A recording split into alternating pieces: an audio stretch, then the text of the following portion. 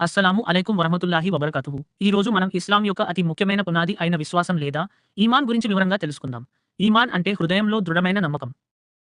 ప్రవక్త ముహమ్మద్ సల్లల్లాహు అలైహి వసల్లం వారికి జిబ్రయీల్ అలైహిస్సలాం వచ్చి అడిగిన ప్రశ్న ద్వారా ఈమాన్ యొక్క 6 మూల స్తంభాలు వెల్లడయ్యాయి.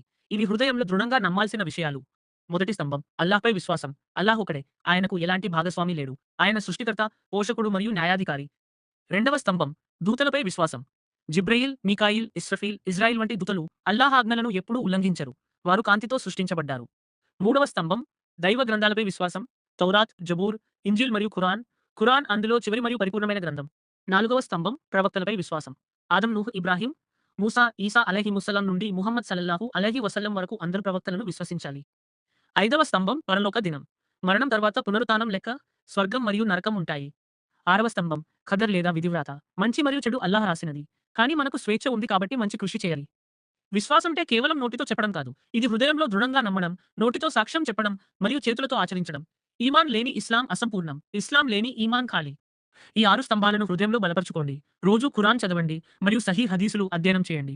అల్లాహ్ మన అందరి ఈమాన్ను బలపరిచి సత్య మార్గంలో నడిపించుగాక. ఆమీన్. ఈ వీడియో మీకు ఉపయోగపడితే లైక్ చేయండి.